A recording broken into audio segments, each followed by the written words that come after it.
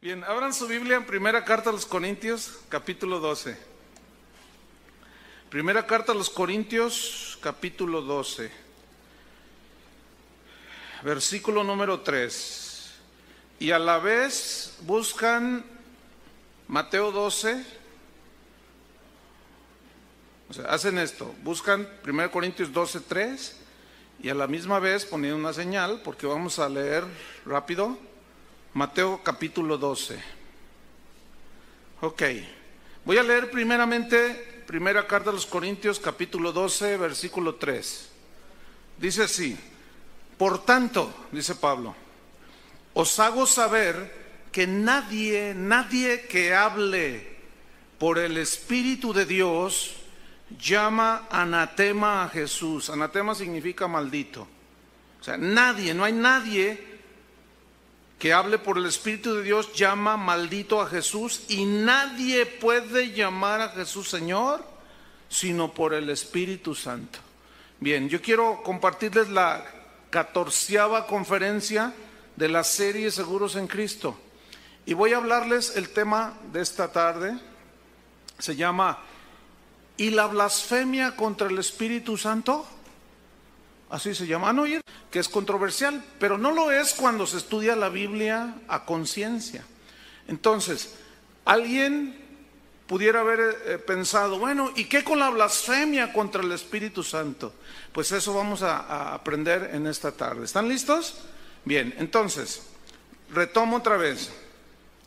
Os hago saber, Corintios 12, que nadie que hable por el Espíritu de Dios, alguien que habla por el Espíritu de Dios forzosamente es nacido de nuevo, ¿ok? No hay más.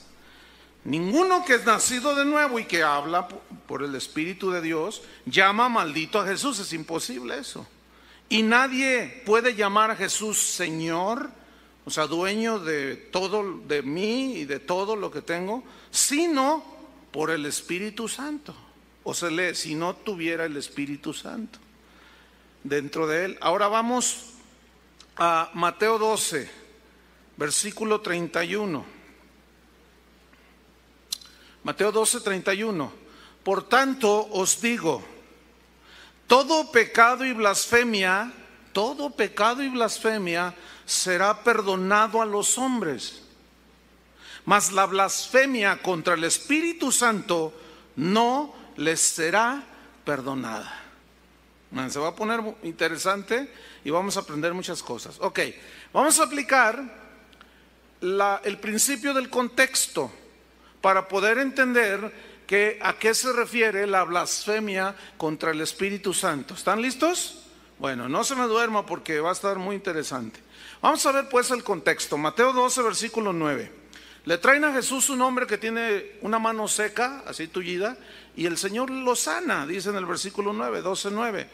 Pasando de allí vino a la sinagoga de ellos, y aquí había uno que tenía seca una mano, y preguntaron a Jesús para poder acusarle: ¿es lícito sanar en el día de reposo? Recuerden que los judíos el sábado no podían hacer nada. El que lo hiciera era castigado, a veces con la muerte. Entonces le preguntan a Jesús: ¿es lícito sanar en el día de reposo? Versículo 11. Él les dijo, a ver, fíjate la lógica que usó Jesús. A ver, les dice: ¿qué hombre habrá de vosotros que tenga una oveja? Pues era muy común que la gente tuviera ovejas en ese tiempo. Y si ésta cayere en un hoyo en el día de reposo, ¿no le eche mano y la levanta? La respuesta obvia es, pues sí, ¿no? ¿Sí o no? Ok, versículo 12. Pues ¿cuánto más vale un hombre que una oveja? No hay comparación. Por consiguiente, por lógica, es lícito hacer el bien en los días de reposo. Versículo 13. Entonces dijo aquel hombre: extiende tu mano. Y él la extendió, y le fue restaurada sana como la otra. Y salidos los fariseos tuvieron consejo contra Jesús para destruirle. Los fariseos aparecen aquí. Ahora, fíjate el versículo 15, seguimos leyendo el contexto de la blasfemia contra el Espíritu Santo que no es perdonada. Versículo 15. Sabiendo esto Jesús, o sea, que lo querían destruir, que lo querían matar, se apartó de ahí y le siguió mucha gente y sanaba a todos en sábado, fíjense. 16. Y les encargaba rigurosamente que no le descubriesen, para que se cumpliese lo dicho por el profeta Isaías cuando dijo: he aquí mi siervo, una profecía respecto al Mesías, a quien he escogido, mi amado, en quien se agrada mi alma. Escuchen esta frase: pondré mi espíritu sobre él. ¿Sobre quién estaba el Espíritu Santo? ¿Dentro de quién estaba el Espíritu Santo? Del Mesías, de Jesús. Ok. El plan de Dios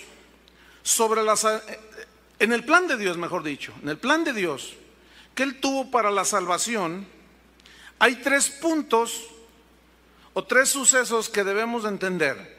El número 1 es el siguiente: Dios el Padre concibió en su corazón, en su mente, el plan de salvación. Nació en su corazón el plan de salvación para todos los seres humanos. Deje una señal ahí en Mateo 12 y vaya conmigo a Efesios 1. O mire, yo lo voy a leer para ahorrar tiempo. Si no alcanza a abrir rápido su Biblia, créame que no lo voy a engañar, le voy a leer la Biblia. Ok, Efesios 1:4 dice: según nos escogió en Él, o sea, el Padre nos escogió en Él antes de la fundación del mundo, para que fuésemos santos y sin mancha delante de Él. En amor nos escogió, habiéndonos predestinado, trazó un destino para nosotros, para ser adoptados hijos suyos por medio de Jesucristo, según el puro afecto de su voluntad. ¿En quién nació el plan de salvación? En Dios el Padre. Ahora, ¿quién ejecutó el plan de salvación? Su Hijo Jesucristo. Muy bien. Jesucristo realizó el acto de la redención por medio de su sacrificio. Gálatas 1, atrasito, inmediato. Gálatas capítulo 1, versículo número 3.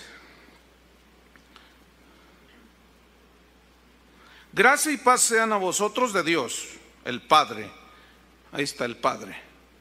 La gracia viene del Padre. Por gracia somos salvos por medio de la fe. Y de nuestro Señor Jesucristo. Versículo 4.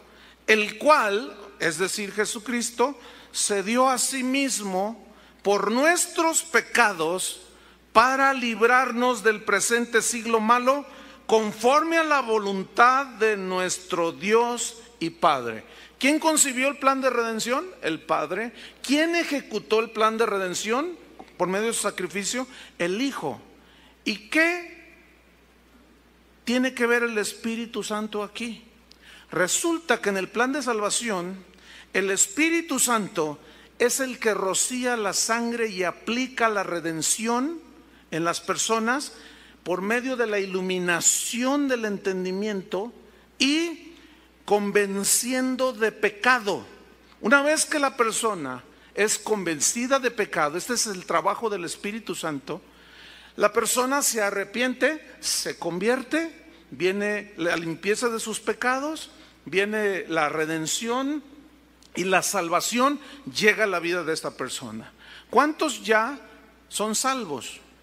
Ok, entonces retomo. En el plan de la salvación hay 3 puntos principales. Dios el Padre concibe el plan de salvación. El Hijo es que ejecuta la obra de la redención con su sacrificio. Y el Espíritu Santo es el que imparte cuando la gente cree. Después de que el Espíritu Santo lo convence de pecado. Vaya conmigo a Juan 16 para que veamos el ministerio del Espíritu Santo, parte de su ministerio.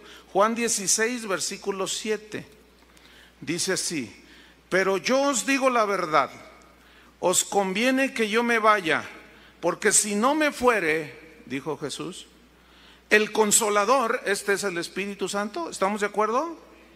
No vendría a vosotros. Si yo no me voy, Él no puede venir, porque cada uno tenía su parte en el plan de redención. Mas si me fuere, os lo enviaré. ¿De quién está hablando? Del Espíritu Santo.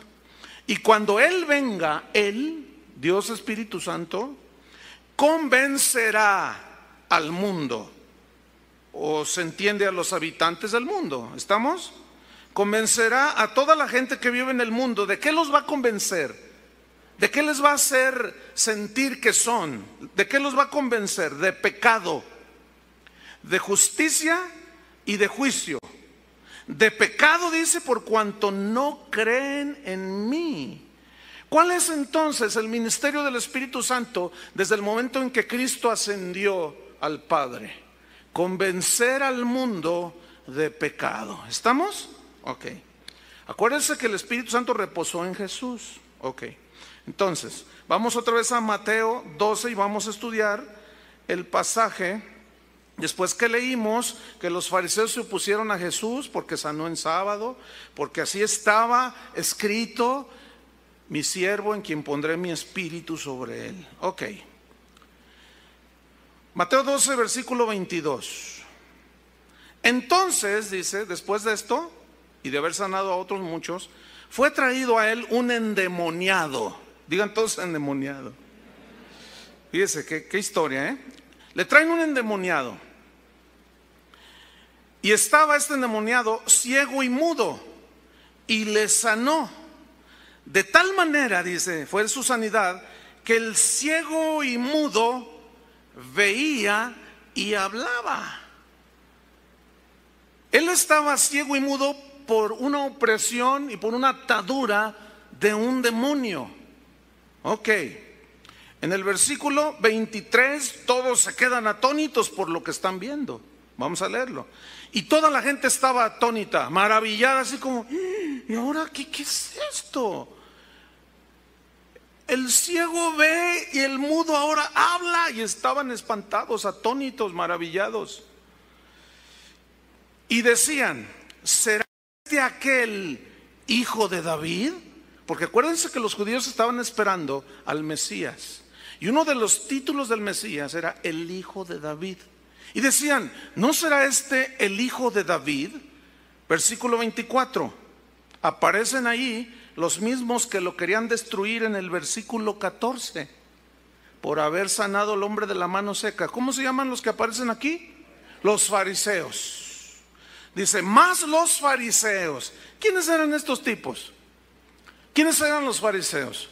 Los fariseos era una secta dentro del judaísmo que se distinguían por su estricta observancia a la ley, por un celo desmedido por las cosas externas, rituales de la ley, sin ocuparse de lo interno.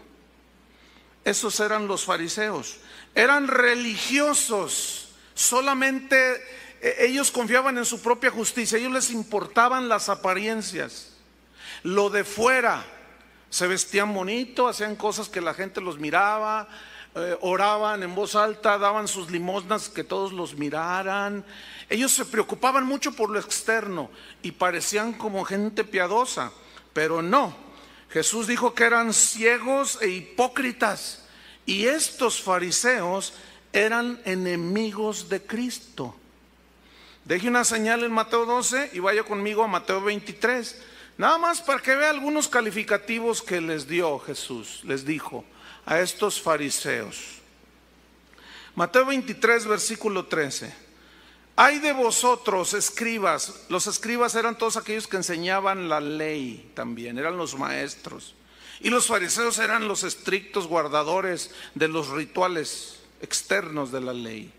Ay de vosotros, escribas y fariseos hipócritas. Fíjate, ahí les da un calificativo, hipócritas. Es decir, tienen dos caras. Fíjense lo que hacían: porque cerráis el reino de los cielos delante de los hombres. ¿Cómo es que los cerraban? Pues ni entráis vosotros, ni dejáis entrar a los que están entrando. Es decir, la salvación es por fe, no por obras. Pero ellos decían: no, nada de fe, es por obras, las obras de la ley. Y ni ellos entraban, ni los que querían entrar los dejaban entrar. Y Jesús les dijo: ustedes son hipócritas. Y los empieza a descubrir más. Versículo número 14. Ay de vosotros, escribas y fariseos hipócritas, porque devoráis las casas de las viudas. ¿Qué significa esto? Cuando ellos se enteraban de que una viuda rica, una mujer rica, enviudaba, Luego iban, Dios me dijo que viniera a orar por usted. Y se sigue dando eso, fíjese. Hay ministros que así, se muere alguien que no tiene ni qué caerse muerto y ni fu ni fa. Pero se dan cuenta que se muere el hermanito y le dejó una buena herencia a la viuda y van, hermana, Dios me dijo que viniera a orar por usted y que atendiera el funeral. Mentira, lo que quiere es la lana. Y así eran estos, dice. Ustedes, dice, devoran las casas de las viudas. Versículo 14. Y como pretexto hacéis largas oraciones. Oh, Padre. Parece como de ultratumba, ¿no? Tú que estás sentado. Ay, horrible. Largas oraciones. Por esto recibiréis, les dijo, mayor condenación. Versículo 15. Ay de vosotros, escribas y fariseos hipócritas, porque recorréis mar y tierra para hacer un prosélito, un seguidor. Y una vez hecho, cree que lo convencen de sus ritualismos, de sus faldas largas, de su no te pongas, de tu quítate, que no sé cuánto. Una vez que lo hacen prosélito, lo hacen 2 veces más hijo del infierno que vosotros. Eso está fuerte, ¿eh? Versículo número 23. Nos vamos a saltar algunos para que los fariseos no se vayan a poner enojados contra nosotros. Nos vamos a saltar hasta el versículo 23 para que vean que nosotros no tenemos nada en contra de ellos. Dios es el que tiene en contra de ellos algo. Versículo 23. Ay de vosotros, escribas y fariseos hipócritas, porque diezmáis, o sea, dan los diezmos de la menta, del eneldo y el comino, y dejáis lo más importante de la ley. ¿Qué es lo más importante de la ley? ¿Qué decía la ley? Indefectiblemente diezmarás de todo lo que Jehová tu Dios te diere, ¿sí? Indefectiblemente diezmarás. Pero había cosas más importantes que diezmar, que eran ¿qué? La justicia, hacer justicia, misericordia y tener fe. Porque resulta que por la fe somos justificados, pero escuchen. Dice, esto era necesario hacer. ¿Qué significa esto era necesario hacer? Díganlo. Diezmar. Pues ustedes diezman esto y esto y esto y esto, pero dejan lo más importante de la ley: la justicia, la misericordia y la fe. Esto era necesario hacer. ¿Qué? Justicia, misericordia y fe, sin dejar de hacer aquello. ¿Qué es aquello? Diezmar. ¿Ven? Para los que dicen que no está en el Nuevo Testamento. Versículo 24. Guías ciegos que coláis el mosquito y tragáis el camello. O sea, se fijaban en las pequeñeces y se tragaban las cosas grandes. Y así hay mucha gente, fíjense. Hoy hay fariseos. Se cuelan el mosquito y se tragan el camello. Dice 25. Ay de vosotros, escribas y fariseos hipócritas, porque limpiáis lo de fuera del vaso, lo de fuera, y del plato, pero por dentro estáis llenos de robo y de injusticia. Fariseo ciego, limpia primero lo de dentro del vaso y del plato, para que también lo de fuera sea limpio. Noten por dónde empieza Cristo. ¿Por dónde? Por dentro y después por fuera. Por eso alguien que dice, yo soy salvo y por fuera no se ve nada, no eres. ¿Estamos o no? Ok, versículo 27. Ay de vosotros, escribas y fariseos hipócritas, porque sois semejantes a sepulcros blanqueados. ¿Alguien ha ido alguna vez al panteón? Algún día indefectiblemente irás. Pero allí hay tumbas bien bonitas. Hay una aquí en el Parque Funeral Colonias que tiene una cúpula de oro, ¿la han visto? Bueno, están bien bonitas. Les ponen, son de mármol y les ponen adornos y flores y se ven bien bonitas por fuera, pero por dentro ¿qué hay? Puros huesos de muerto, pura carne podrida. Es un nido de gusanos, podredumbre, corrupción del cuerpo humano, hedor.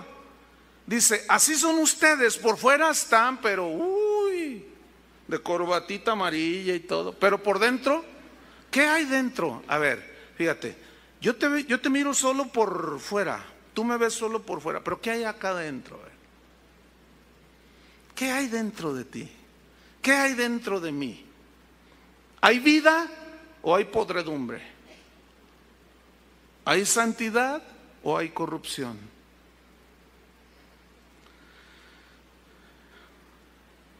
Semejantes son a sepulcros blanqueados, que por fuera la verdad se muestran hermosos, mas por dentro están llenos de huesos de muertos y de toda inmundicia. Así también vosotros por fuera a la verdad os mostráis justos a los hombres, pero por dentro estáis llenos de hipocresía e iniquidad. Y mire, no termina, sigue ahí, pero aquí le vamos a dejar. Vamos a Mateo 12, versículo 24. Entonces, ¿quiénes eran los fariseos? Acuérdense que estamos leyendo el contexto de la blasfemia contra el Espíritu Santo que no es perdonada. Ok, Jesús sana a un hombre de la mano seca, se cumple la escritura, mi espíritu está sobre él, el Padre concibe la obra de salvación, el Hijo la ejecuta y el Espíritu la aplica en las personas. Le traen un endemoniado, ciego y mudo, el Señor lo sana, ve y habla, la gente se maravilla y aparecen los fariseos. Versículo 24. Mas los fariseos al oír que seguía haciendo milagros, decían, escuchen lo que decían, este no echa fuera los demonios, sino por Belcebú, príncipe de los demonios. ¿Quiénes eran los fariseos? Pues eran los opositores de Jesús. Eran los que rechazaban que Jesucristo era el Hijo de Dios y lo acusaron. Le dijeron, no, este no echa fuera los demonios, sino por Belcebú. ¿Quién es Belcebú? Dice aquí, príncipe de los demonios. Es una referencia obviamente a Satanás, pero aquí se le llama Belcebú. ¿Qué significa Belcebú? La palabra Belcebú casi en el griego suena igual, pero su origen, la raíz de esta palabra Belcebú es de origen caldeo y tiene dos significados. Uno es señor de las moscas. Ahora escúcheme bien, ¿dónde se paran las moscas? En la suciedad, ¿sí o no? En lo sucio. El siguiente significado de Belcebú, aparte de señor de las moscas, es del estiércol, Dios del excremento. ¿Dónde se paran las moscas? En el excremento, se regodean en el excremento las moscas. Son de los insectos más inmundos que hay. Yo quiero que usted ponga atención. ¿Qué le están diciendo a Jesús los fariseos? Por el señor del excremento, hace esas señales. ¿Se imaginan? Por el señor de las moscas, echa fuera los demonios. Por el señor del estiércol y del excremento. Ese es el poder que tiene ese Jesús. Por el Belcebú que trae adentro. Fíjate nomás. Versículo 25. Sabiendo Jesús los pensamientos de ellos, les dijo, fíjate, y les pone 3 ejemplos lógicos, razonables, que cualquiera puede entender. Les dijo, ¿conoce sus pensamientos? Los mira a la cara y les dice, escucha, fariseo, todo reino dividido contra sí mismo es asolado o queda desierto cuando se pelean entre sí mismos. ¿Sí? Es asolado. Toda ciudad o casa dividida contra sí misma no permanecerá. En el griego significa no queda en pie. Se destruye. Versículo 26. Y si Satanás, Belcebú, el dios de las moscas y del excremento, del estiércol, Escuchen bien, razonen, fariseos, hasta tontos son. Una casa dividida contra sí mismo no permanece. Y si Satanás echa fuera a Satanás, contra sí mismo está dividido, pues, ¿no? ¿Cómo pues, dice, pregunta Jesús, permanecerá su reino? Es ilógico totalmente, ¿no es cierto? ¿Cómo Satanás va a echar a Satanás? Es como cuando alguien tiene contacto por medio de médiums y todo lo que es esoterismo y brujerías, tiene contacto con Satanás y se le meten 20 chamucos y está todo así, que oye voces aquí y que está todo deschavetado y que no sabe qué, y siente que lo persiguen y en la noche le mueven la cama y le hacen cosquilla en los pies y le hacen de todo al pobre. Entonces alguien le dice, mira, yo conozco un brujo en San Martín de las Flores, él te puede hacer un trabajito. Y va y le hace el supuesto trabajito y supuestamente se sana, pero a los 15 días y al mes está peor. ¿Por qué? Porque Satanás jamás va a sacar a Satanás, porque si no, ¿cómo su reino va a permanecer? Escuchen lo que Jesús les dice. Ustedes dicen que yo por el dedo del señor de las moscas y el dios del estiércol, yo echo fuera a los demonios. Entonces, ¿cómo va a permanecer el reino de Satanás? Era una pregunta obvia. La respuesta era obvia también. Versículo 27. Fíjate lo que dice. Y si yo echo fuera los demonios por el señor del excremento, por el señor de las moscas, con el poder de Belcebú, de un espíritu inmundo, satánico, les pregunta, ¿por quién lo echan vuestros hijos? ¿Saben por qué les preguntó?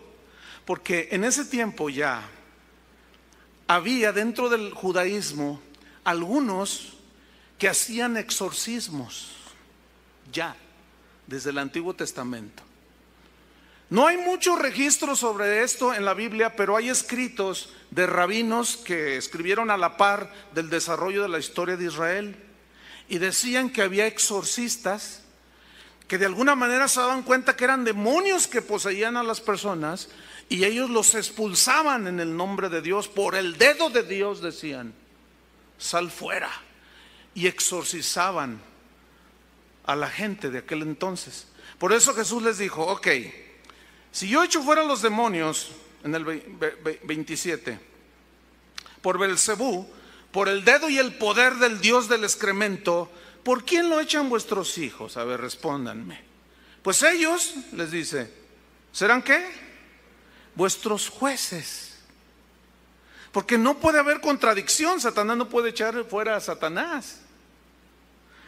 Los fariseos entonces reconocían que solo por el dedo de Dios es que ellos habían históricamente experimentado la liberación de la esclavitud de Egipto.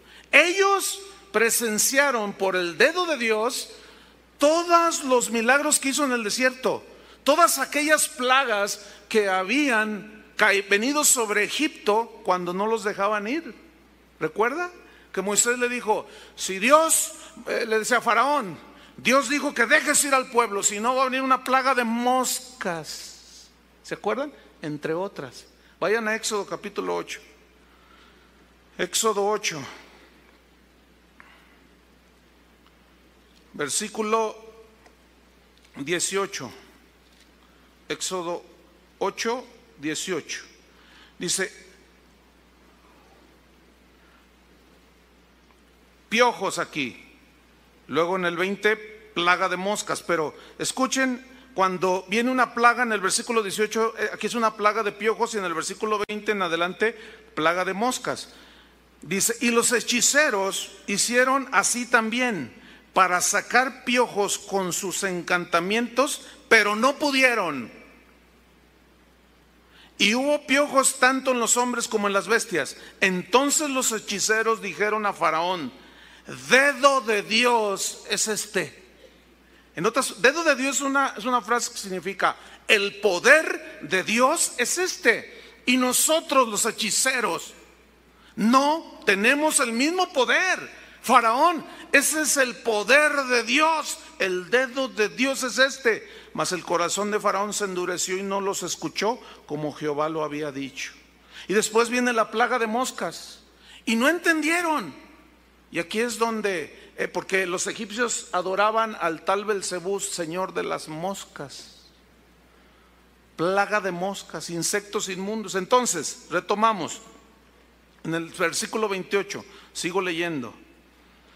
Dice, entonces, retomo el 27. Si yo echo fuera los demonios por el señor de las moscas, ¿por quiénes lo echan vuestros hijos? Por tanto, ellos serán vuestros jueces. Pero si yo por el Espíritu de Dios, hay algunas versiones que dicen, pero si yo por el dedo de Dios, ¿qué dice en Éxodo? Dedo de Dios es este. Dijeron, si yo por el Espíritu de Dios echo fuera los demonios, ciertamente ha llegado a vosotros el reino de Dios. ¿Qué es el reino de Dios? El reino de Dios se diferencia definitivamente del reino satánico. En el reino satánico y en el reino de Dios hay un rey respectivamente. En el reino satánico, ¿quién es el príncipe de las tinieblas? ¿Quién es el príncipe de este mundo? ¿Quién es el que gobierna las vidas de aquellos que no conocen a Cristo? Satanás, Belcebú, el señor del excremento, el inmundo. Pero una vez que alguien cree en el sacrificio de Jesús, ha llegado, ¿qué? Al reino de Dios. ¿Se acuerdan que Jesús dijo, el que no naciere de nuevo no puede ver, ¿qué? El reino de Dios. Y en ese reino de Dios, ¿quién es el rey? Dios es el rey. Jesucristo es el príncipe, ¿sí? Y también es llamado el rey de reyes. Cada rey tiene dominio sobre su reino. Jesús en su reino. ¿Cuántos viven en ese reino? Nadie puede llamar a Jesús Señor sino por el Espíritu. Y Señor es el que señorea y gobierna. ¿De cuántos es el Señor Jesús? Vivimos entonces en el reino de Dios. Pero los que rechazan a Jesús viven en el reino de las tinieblas. Por eso dice Pablo que fuimos trasladados del reino de las tinieblas al reino de la luz. Así dice. Ok. Retomo, versículo 28, entonces. ¿Ha llegado a vosotros el reino de Dios? Si por el Espíritu de Dios echo fuera los demonios. ¿Qué estaba demostrando Jesús? Jesús estaba demostrando que Él era el Hijo de Dios. Que la escritura de 12, 18 se estaba cumpliendo en Él. Lo mismo que el de Marcos capítulo 4. El Espíritu del Señor está sobre mí por cuanto me ha ungido.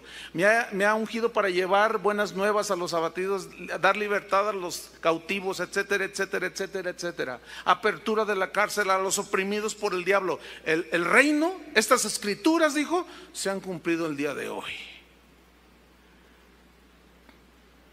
Fue y se sentó y todos los ojos de la gente estaban sobre Jesús. Y dijeron, ¿quién es este? Que dice que es el Mesías. Y sale de en medio de ellos, porque le dijeron blasfemo. Te haces hijo de Dios y no eres el hijo de Dios. Y comienza su ministerio y comienza a liberar a los cautivos. Y comienza aquí a sanar y libera a este endemoniado. Y aparecen los fariseos. Tu poder viene del señor de las moscas. Tu poder viene del señor del excremento. ¿Ustedes creen eso? Sí. Bueno, pues si yo por el dedo de Dios echo fuera a los demonios, por el poder de Dios, por el Espíritu de Dios, que aquí es importante señalar lo que dice en el versículo 28. Pero si yo por el Espíritu de Dios, ahí se ve cómo es por el poder del Espíritu. El Espíritu es el que ejecuta el mandato de Dios, el Padre, Cristo y Cristo, el Dios el Padre y su Hijo Jesucristo. Y es el Espíritu Santo el que ejecuta todo. Ya lo expliqué hace un rato. Entonces, si por el Espíritu de Dios echa fuera a los demonios, ciertamente ha llegado a vosotros el reino de Dios. Entonces, repito, eso estaba demostrando que Jesús era el Hijo de Dios y que su poder sobre Satanás era mayor. En Marcos 5, no lo busque, del versículo 1 al 20 está otra historia de un hombre que se le conoció como el Gadareno, el endemoniado Gadareno. Dice la escritura que llegó Jesús a la región de Gadara y había un hombre que vivía en los sepulcros, que andaba desnudo, que le ponían cadenas y lo amarraban, pero los demonios era una legión, eran más de 2000 demonios que estaban dentro de este hombre. Hacían que rompiera como si fueran de papel, las cadenas, y se hería con piedras, dice. Entonces cuando llega Jesús y se para enfrente del endemoniado, dice que los demonios que estaban dentro del hombre le dijeron: ¿qué quieres con nosotros, Jesús? Sabemos que eres el Hijo de Dios. ¿Por qué vienes a atormentarnos antes de tiempo? Y le rogaban que se fuese. Y Jesús les dijo: salgan fuera de ahí. Ese cuerpo me pertenece porque yo lo creé, yo lo formé, yo lo hice. Y le dicen a Jesús: bueno, está bien, permítenos irnos a meternos en esos cerdos. Vayan y métanse a esos cerdos, animales inmundos también. ¿Y dónde andan los cerdos? En el excremento. Yo quiero que tú vayas viendo el panorama de lo ofensivo que le dijeron a Jesús que hacía cuando sanaba a un enfermo, cuando liberaba a un hombre. ¿Lo están captando? Porque esto es muy importante. Porque este es el contexto de la blasfemia contra el Espíritu Santo que jamás será perdonada, dice. Ok, sigo leyendo. Versículo 29. Porque, y hace una pregunta también, fíjate, muy interesante. Porque, ¿cómo puede alguno entrar en la casa del hombre fuerte? Fíjate, y saquear sus bienes si primero no le ata, y entonces podrá saquear su casa. Ok, fíjate, dice aquí, porque ¿cómo puede entrar en la casa? Aquí la casa es una alegoría al reino de Satanás. ¿Encaja o no? ¿Sí o no? ¿Sí o no? Ok, contéstenme pues no me dejan ahí Entonces, retomo. ¿Cómo puede alguno entrar en la casa? Y aquí repito, entrar en la casa simboliza una alegoría al reino de Satanás. Y saquear sus bienes.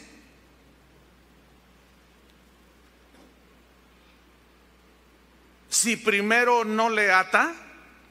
¿Qué dice en la primera parte, en la pregunta, en la segunda parte? ¿Cómo puede alguno entrar en la casa del hombre fuerte? Bueno, ¿quién es el hombre fuerte aquí?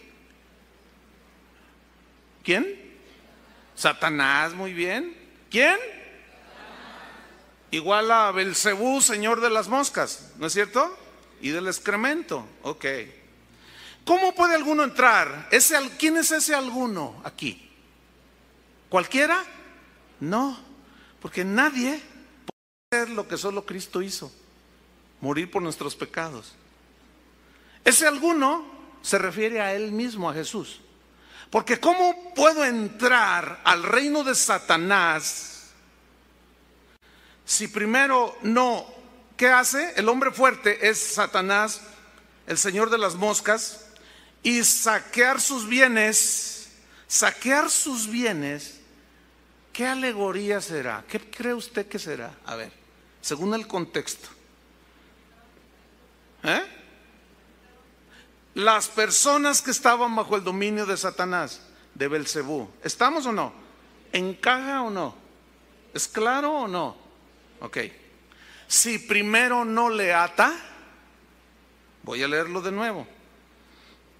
Porque ¿cómo puede alguno en este caso Jesús, no había otro, entrar en la casa, reino de Satanás, del hombre fuerte, en este caso el hombre fuerte es Satanás, y saquear sus bienes. Los bienes son las personas que estaban oprimidas por Satanás. Y primero no le ata. Atar aquí viene del griego deo, que significa sujetar, así como dominar, sujetar, no te muevas ahí. Es decir, escuchen bien, Jesús era el único que podía sujetar a Satanás para arrebatarle los que habían de creer en su sacrificio. Nadie puede liberar a nadie de la opresión de un demonio, de la posesión de un demonio, si no es un hijo de Dios, a quien Jesús ya le dio la autoridad de sacar fuera demonios, ¿entiende? Pero ¿dónde se originó todo? En el sacrificio de Jesús. El Espíritu de Dios está sobre mí, dijo él. Me ha enviado el Señor, el Padre, y aquí estoy para hacer su voluntad. Para esto apareció el Hijo de Dios, para deshacer las obras del diablo, según 1 de Juan 3:8. Ahora, ¿cómo lo ató a Satanás? ¿Agarró una cuerda y lo ató? ¿Cómo lo ató? ¿Quién tenía el dominio de la muerte y el dominio de las vidas de las personas? ¿Quién? ¿Cómo que Jesús? ¿Quién tenía, dije? ¿Barrabás? Uy, andan muy desatinados hoy. ¿Quién tenía el dominio de la gente? ¿Por qué la gente se droga, se emborracha, se matan unos a... ¿Quién tiene el dominio sobre de ellos? Satanás. Ok. ¿Cómo es que Jesús ató a Satanás? ¿Con una cuerda? Si alguien me dice cómo lo ató, por medio de qué fue lo que hizo Jesús para quedar atado y poder saquear, y tú eres ese botín. ¿Por medio de qué? De su sacrificio.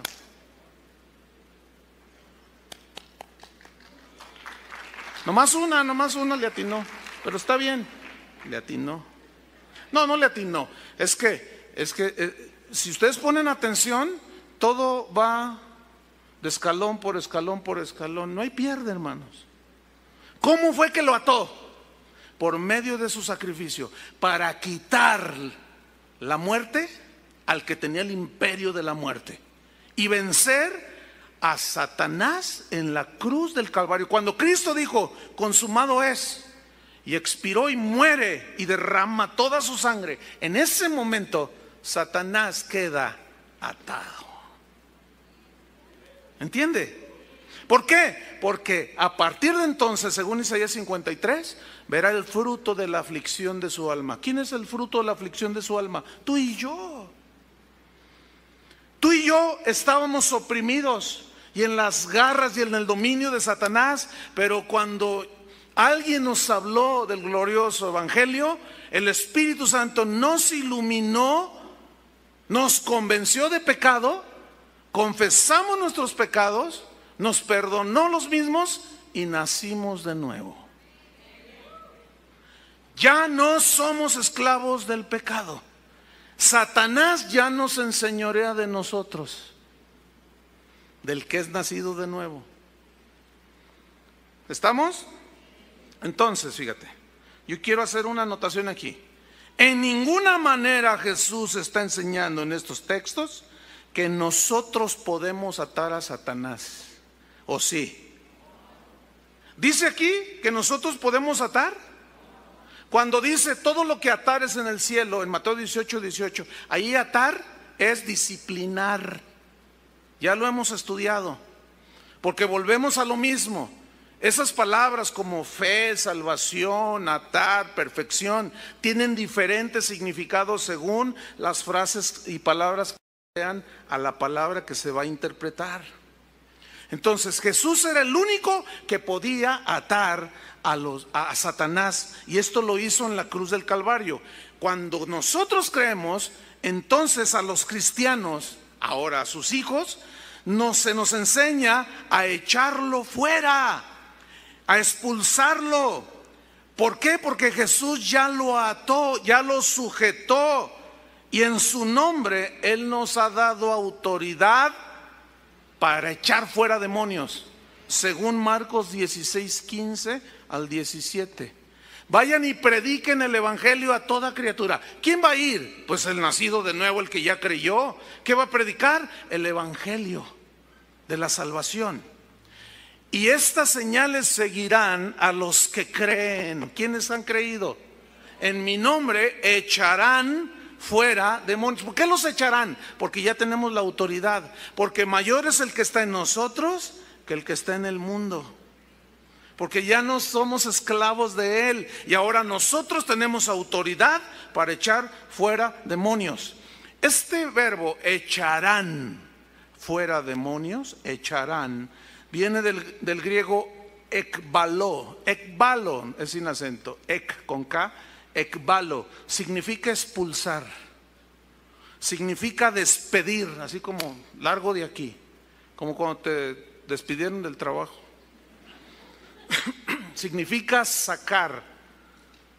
Y no se expulsa, o sea, fíjense, atar no es la típica esa doctrina que no tiene sustento bíblico. Te ato espíritu de alcoholismo. No existe eso en la Biblia, hermanos. No tiene base bíblica eso. Porque a nosotros no se nos instruyó a atar demonios, a nosotros se nos instruyó a expulsar, a echar y a despedir y a sacar de dentro de las personas los demonios. A los apóstoles de Jesucristo en el libro de los Hechos nunca se les ve atando a Satanás ni atando demonios. Si alguien me enseña un solo versículo, yo cambio esto. ¿Alguien me puede decir un versículo donde los apóstoles ataron demonios? ¿Ataron a Satanás? Sí, ellos lo entendieron porque...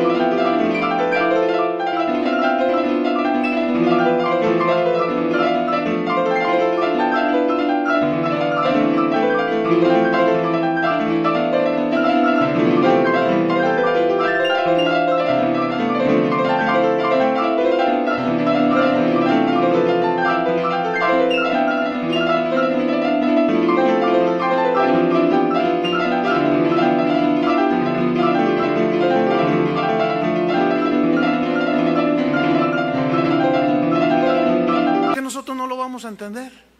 Nunca se les ve pues atando a Satanás ni a demonios, pero sí se les ve expulsando demonios, echando demonios, sacándolos fuera. ¿Se acuerdan que iba Pablo? Dice que había una muchacha que tenía un espíritu de adivinación y decía, este es siervo del Altísimo, y un día lo enfadó y dijo, ya me enfadaste, y que va, y espíritu de adivinación, sal fuera, y pum, la muchacha se convulsiona, cae al piso y es liberada. Y se le echaron encima a Pablo porque esa muchacha adivinaba. Era Madame Sassou. Y los dueños de esa muchacha, que aparentemente era una esclava que estaba posesa por un espíritu, dijeron los dueños, el motivo de nuestra ganancia ya no existe, porque ese Pablo le expulsó el espíritu, el demonio que traía. Nunca le dijo, te ato. Ellos lo entendieron bien. ¿Por qué nosotros no lo vamos a entender bien? ¿Por cuántos años hemos estado allí peleándonos? Atamos el espíritu de narcotráfico. Tenemos, de que salió esta doctrina errónea, casi 20 años. Pregunta, ¿se logró atar el espíritu de narcotráfico? Ya está. Narcotienditas hay. O sea, es decir, no solo le hicimos cosquillas, no solo no logramos detener, porque así no es la manera. ¿Cómo es que la gente es liberada? Cuando se le predica el evangelio. El Espíritu Santo lo convence de pecado y se le empiezan a manifestar los demonios, y ahí es cuando los echamos fuera los demonios. Pero no es haciendo oraciones mágicas como los chamanes. No se ve pues a los discípulos atando demonios, sino echándolos, expulsándolos. Eso es lo que significa aquí atar. Vamos a Mateo 12. Retomamos versículo 29. Porque ¿cómo puede alguno, Jesús, entrar en la casa, reino de Satanás, del hombre fuerte, Satanás, y saquear sus bienes? La gente que estaba allí, esclavizada, si primero no le ata, le sujeta, y entonces podrá ¿qué? Saquear su casa. Este verbo saquear viene del griego harpazo, con Z. Significa arrebatar. Significa llevarse por la fuerza lo que le pertenece. ¿Qué hizo Jesús pues? Ató a Satanás, lo sujetó y le dijo: dame lo que es mío. Pues no te lo doy. ¿Cuántas veces haciendo exorcismos, expulsando demonios? Sal fuera de él. No lo suelto. ¿Y tú quién eres para decirme que me salga? No me salgo, dice. ¿No te sale? No le cuento ni 3. Con la autoridad del Señor, con el poder de Dios, con el dedo de Dios, por el Espíritu de Dios, con ese poder es que he podido, en lo personal, y muchos de ustedes han tenido esas experiencias, haber expulsado demonios. Esto le pertenece, esta persona le pertenece a Dios. Es arrebatar, es llevarse por la fuerza lo que le pertenece a Dios. ¿Y quién le pertenece a Dios? Todos los seres humanos, por razón de creación son de Él, pero al pecar nos alejamos de Él y Satanás tomó dominio. Llega Jesús, los sujeta, nos libera y ahora nosotros somos embajadores y libertadores también. Mientras yo estoy predicando, yo estoy trayendo una liberación por lo que estoy diciendo. Miren, yo hablo y el Espíritu de Dios toma esas palabras, te las ilumina en tu mente y te las aplica, tú las crees y es como empiezas a mover tus brazos, es decir, soy libre, yo le pertenezco a Dios. Volvimos finalmente al que nos creó. ¿No le dan un aplauso a Dios? Gracias, Señor.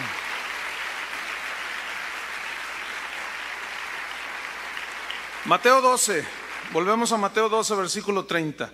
Fíjate lo que dice Jesús. El que no es conmigo, contra mí es. Y el que conmigo no recoge, desparrama. ¿Qué significa esto? Mira, escúchame bien. La guerra entre Jesús y Belcebú, Satanás, es de tal naturaleza que no admite neutralidad. ¿Saben lo que es neutralidad? ¿Se acuerda de los tibios? Cuando no eres ni frío ni caliente, sino tibio. Yo soy neutral. Yo ni para acá ni para allá. No. El que no es conmigo es contra mí. No hay neutralidad en Cristo. Es decir, ¿eres de Cristo o eres de Satanás? ¿Estás con Él o estás en contra de Él? No puedes estar, pues yo soy simpatizante. Pues mira, no te pases de simpático. Porque yo te voy a decir, si tú nada más eres un simpatizante, estás en contra de Jesús. Porque no hay neutralidad. El que no es conmigo, está contra mí. El que conmigo no recoge, desparrama. ¿Eres amigo de Jesús o enemigo de Jesús? ¿Quiénes eran los fariseos? ¿Qué eran de Jesús? ¿Eran sus amiguitos? ¿Eran sus enemigos acérrimos? ¿Recoges con Cristo o desparramas para Belcebú, el señor del excremento? ¿Te imaginas servir al señor del excremento? Eso éramos nosotros. Servíamos a Satanás. Por eso dice que nos levantó del fango cenagoso, refiriéndose a toda la mugre. Versículo 31. Fíjate lo que dice. Por tanto, digan todos por tanto. Ok, ese por tanto es esa misma frase que ya estudiamos las reuniones pasadas, que hablan de que hay una conexión con algo que se dijo previamente. ¿Qué se dijo previamente? ¿Qué sucedió previamente a la historia? Jesús liberando un hombre, sanando un hombre de la mano seca, diciendo que el espíritu estaba sobre de él. Llega un hombre endemoniado, mudo y sordo, lo libera y aparecen los fariseos. Por el dedo del Dios del excremento, tú haces eso. Y Jesús le dice, no, por el Espíritu de Dios, yo estoy haciendo esto.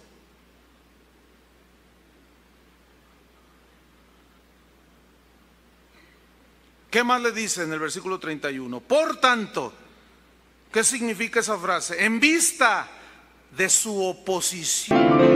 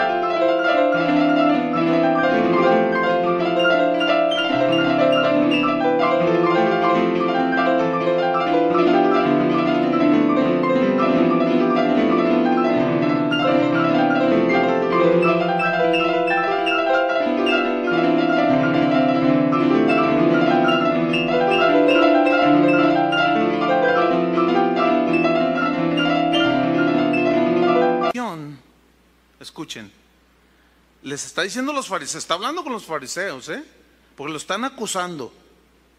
Por tanto, en vista de que se oponen, en vista de su incredulidad, no creen que yo soy el Hijo de Dios.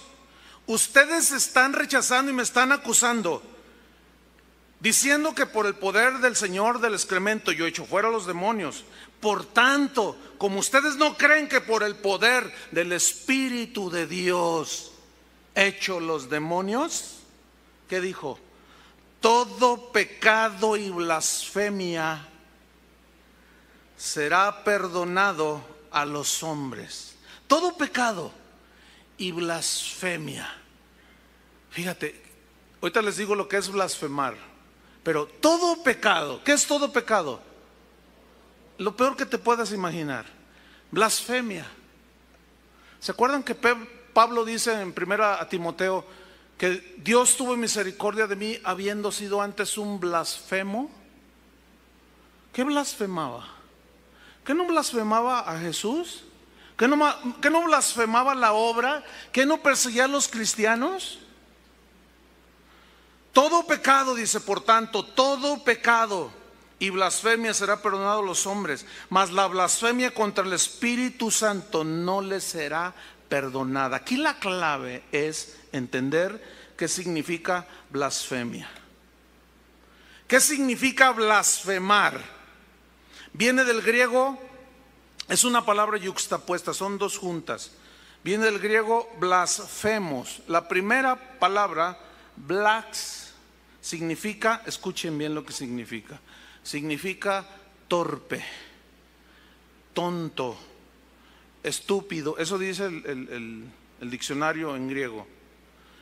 Esa es la primera palabra de blasfemos, que se tradujo blasfemia. Blax, torpe, estúpido, lento. Y feme, o sea, blasfeme, significa habla o el habla. Entonces, ¿cómo se entiende?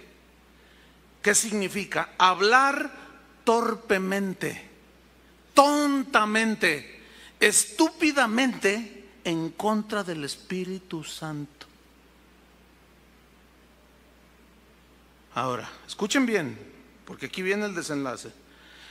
La blasfemia al Espíritu Santo no se refiere aquí a un acto o a una acción en particular, como mentir, robar, matar, adulterar. No. Cualquier pecado puede ser perdonado, aún matar. ¿Estamos? ¿Sí o no? Entonces, si por un lado la Biblia dice, escuchen bien, que Él perdona todos nuestros pecados, aún matar, lo peor que te puedas imaginar, entonces ¿a qué se refiere? Que la blasfemia contra el Espíritu Santo jamás será perdonada. Escuchen, significa al rechazo consciente de la luz del Evangelio y del sacrificio de Cristo, y sobre todo de hablar tontamente, estúpidamente, al atribuirle a Belcebú, al señor de las moscas y del excremento, las obras del Espíritu Santo. ¿Cuál es la obra del Espíritu Santo? ¿No es convencer de pecado, de justicia, de juicio? ¿No es el Espíritu Santo dándonos dones a nosotros? ¿No es el Espíritu Santo vivificando nuestro espíritu? Entonces blasfemar, escuchen bien, esto es bien importante, no es lo mismo que ofender al Espíritu Santo. No es lo mismo. Porque ofendemos al Espíritu Santo cuando le desobedecemos, ¿cierto? Y lo contristamos, según Efesios. Dice, no contristáis al Espíritu Santo. ¿Cómo es que contristamos y ofendemos al Espíritu Santo? Cuando no le obedecemos. Y cuando hacemos cosas que no es la voluntad de Dios y no escuchamos la voz del Espíritu Santo. O si la escuchamos, que nos dice, no, detente. Y aún así nosotros decidimos por lo malo. Escuchen bien, esto es ofender al Espíritu Santo. Y todo esto es perdonado a los hijos de Dios. Primera de Juan 1, 7 al 9. 2:1 dice, estas cosas les escribo para que no pequéis. Mas si alguno hubiere pecado, tenemos un abogado para con el Padre. ¿A quién? A Jesucristo. ¿Quién concibió la obra? El Padre. ¿Quién la ejecutó? El Hijo, perdón. ¿Y quién aplica la sangre del Cordero? El Espíritu Santo. Según 1 de Pedro 1, 3. Somos rociados con la sangre de Cristo por el Espíritu, por el Espíritu de Dios, ahí dice claramente. Entonces, escuchen bien, si confesamos nuestros pecados, Él es fiel y justo para perdonarnos y limpiarnos de toda maldad. Pregunto, ¿aún matar? David mató. ¿Cuántos creen que estará allá en el cielo? ¿Por qué estará allá en el cielo si hizo cosas terribles? ¿Por qué? Porque se arrepintió. Saúl no lo verás allá, ni Judas. ¿Y por qué Pedro sí y Judas no? Porque uno sí era nacido de nuevo y el otro no. Entonces, esto está tomando un final tremendo. Escuchen. Calumniar al Espíritu Santo, porque también blasfemar es calumniar. Calumniar es decir una mentira acerca de alguien, eso es calumniar. Es decir, calumniar al Espíritu Santo atribuyéndole a Belcebú mismo lo que hizo Jesús, rechazar su obra como lo hicieron los fariseos. Esto no puede ser perdonado. Esa es la blasfemia contra el Espíritu Santo. Negar, rechazar, ¿qué? ¿Qué? A ver. Y atribuirle a Satanás lo que el Espíritu Santo hace. Dice Hebreos que el Hijo de Dios se ofreció al Padre por medio del Espíritu eterno, el Espíritu Santo. ¿Lo entendieron o no?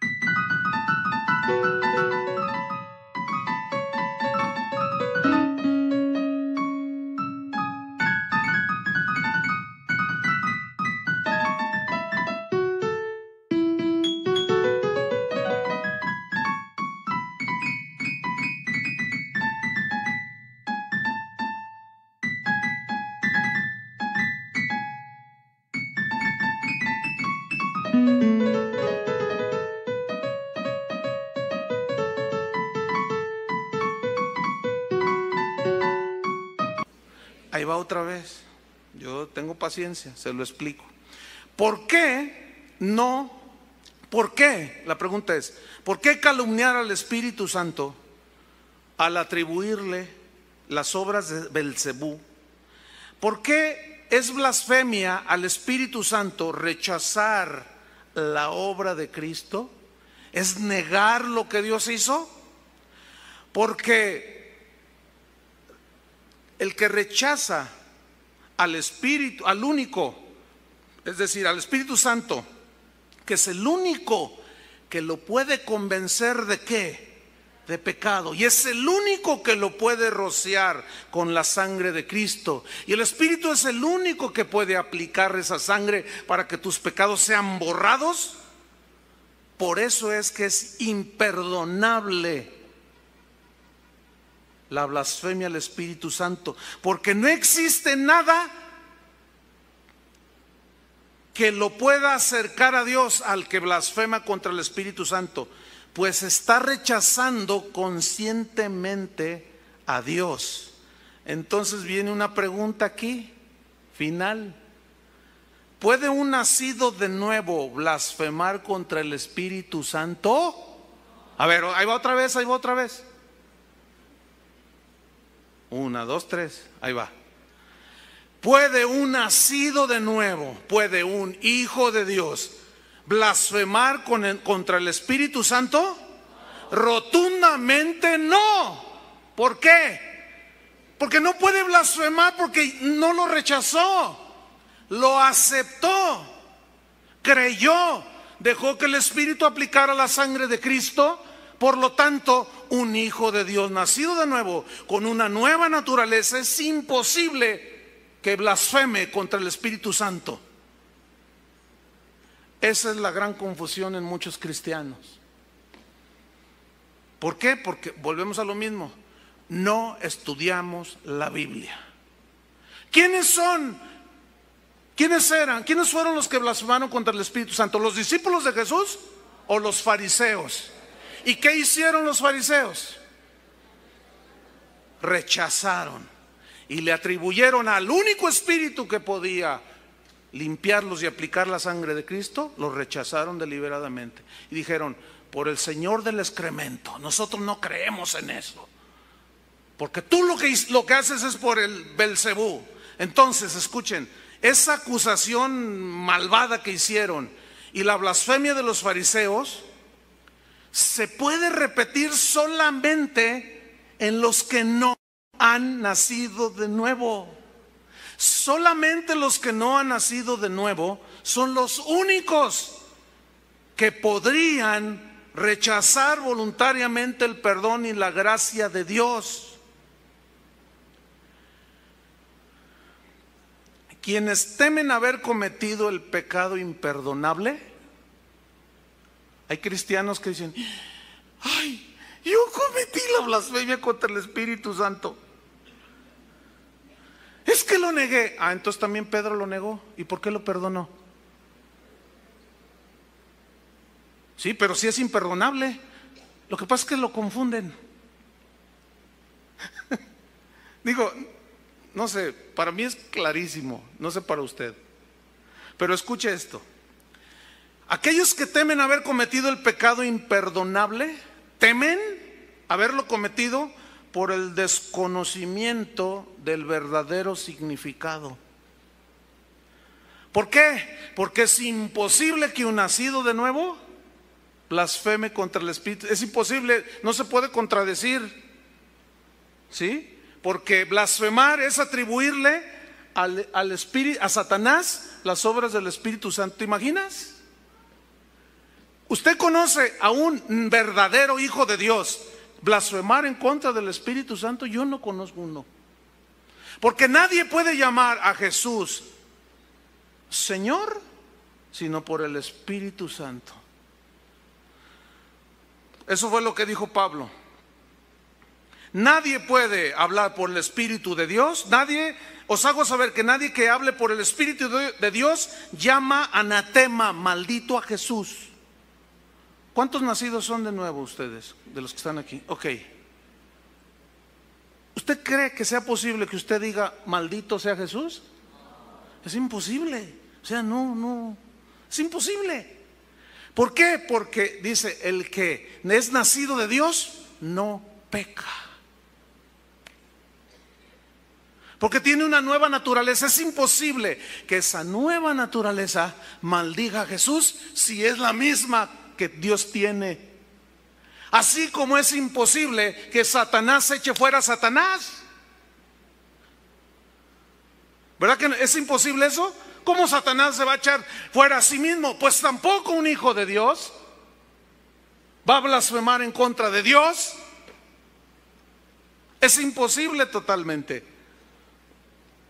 Entonces, un verdadero hijo de Dios jamás tendrá por inmunda la sangre de Cristo. Esto no existe. Y si por ahí se diera algún caso de alguien que de pronto dice, no, yo, y empieza a decir a diestra y a siniestra, calumniando al Espíritu de Dios y teniendo por inmunda la sangre de Cristo, es muy sencillo. Nunca nació de nuevo.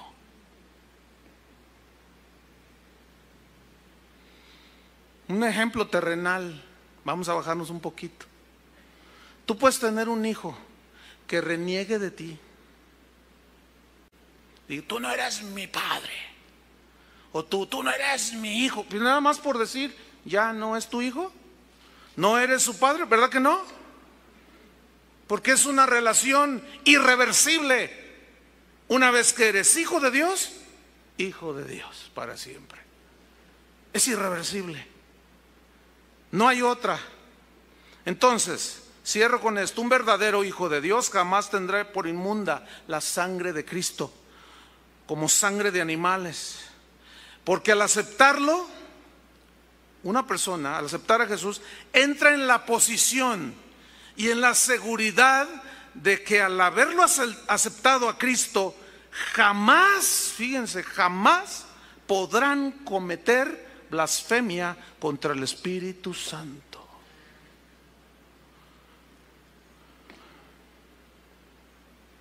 Amén. ¿Ya están en paz? Porque algunos por su falta de conocimiento reniegan, dicen una maldición, ya no quiero nada contigo, Dios. También lo dijo Jonás, también lo dijo Pedro. ¿Y qué? ¿Blasfemaron contra el Espíritu Santo? No, porque eso no significa blasfemar contra el Espíritu Santo.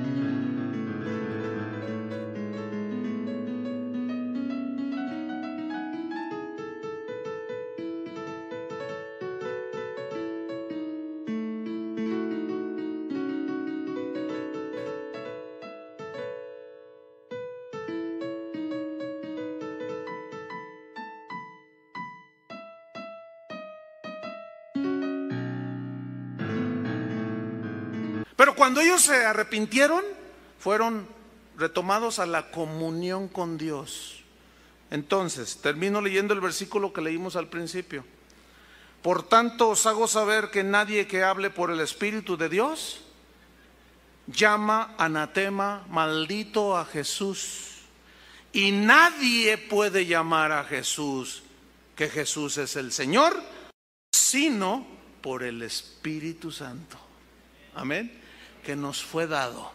Somos templos del Espíritu Santo y el glorioso Espíritu de Dios mora en nosotros. Hemos visto sus milagros, hemos sido participantes, hemos gustado, nosotros sí, nos hemos convertido, y es imposible que un hijo de Dios cometa blasfemia contra el Espíritu Santo. Entonces, al entender esto, concluimos. ¿Se pierde la salvación porque alguien blasfema contra el Espíritu Santo? No, porque ¿cómo van a perder algo que no tienen? Y como los hijos de Dios no blasfeman contra el Espíritu Santo, su salvación está segura en Cristo Jesús. Amén. Pónganse de pie.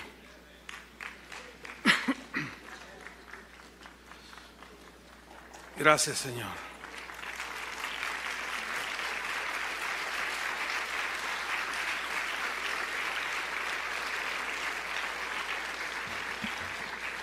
Levanta tus manos a Dios. Si tú eres nacido de nuevo, te voy a decir algo. Es algo que a mí me ha pasado y seguramente a muchos les ha pasado. Que de pronto pasan por tu mente, de pronto no sabes de qué manera, pero de una manera inexplicable, pasa por tu mente algo en contra de Jesús. ¿Les ha pasado? ¿Sí les ha pasado? ¿Qué significa eso? ¿Eso es blasfemar del Espíritu Santo? ¿Verdad que no? No, porque escuchen, la batalla espiritual que nosotros hoy tenemos, ¿en dónde se libra? Acá. Háganle todos aquí. Aquí. Es de argumentos, es de ideas. Por eso dice Pablo, derrimando argumentos y toda altivez que se levanta contra el conocimiento de Cristo. Pero ahora tú puedes tener dominio sobre ti mismo.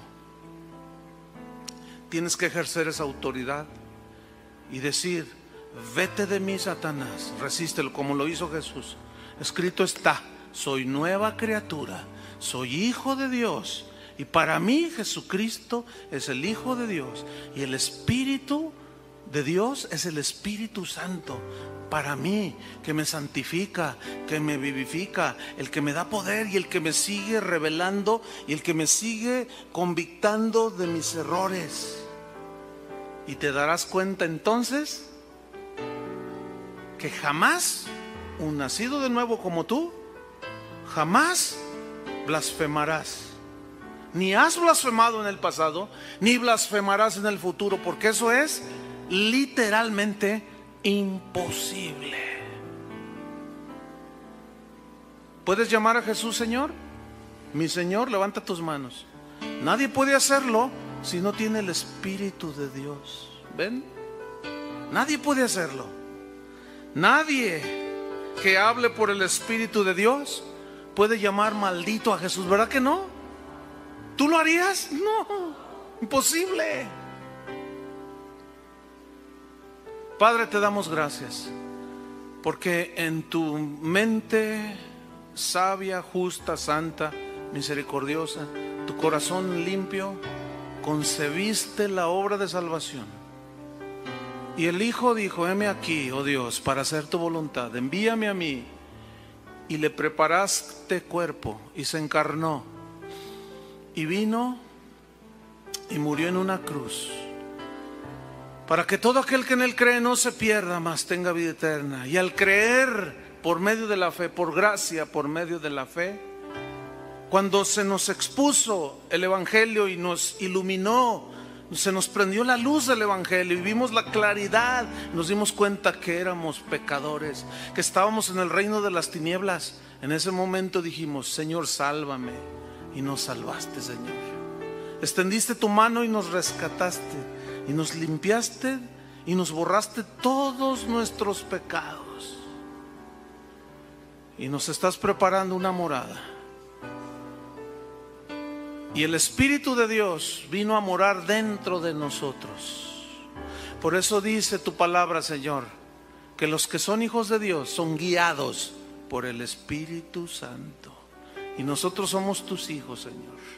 Podremos fallar, podremos tropezar, podremos por un tiempo, como Jonás o como Pablo, como Pedro mismo, salirnos del camino, resbalarnos, tropezar, pero tarde o temprano volveremos al camino, porque somos tus hijos. Si hay alguien aquí, Señor, que tiene cortada la comunión contigo por pecado, por desobediencia, y ha contristado el Espíritu de Dios, entienda y sepa que eso no es blasfemar. Eso es contristar y ofender. Y toda ofensa y toda desobediencia sigue siendo perdonada a los hijos de Dios, porque es imposible que blasfememos en contra de aquel que nos salvó. Te damos gracias, Señor, y que el glorioso Espíritu siga gobernando nuestras vidas, porque vivimos en el reino de Dios, bajo sus leyes y principios. Guíanos siempre en esta vida, Señor, entre tanto tú regresas por nosotros. En el nombre de Jesucristo, Padre, te damos toda la gloria, la honra y la alabanza y la acción de gracias. Amén. Dele un fuertísimo aplauso al Señor.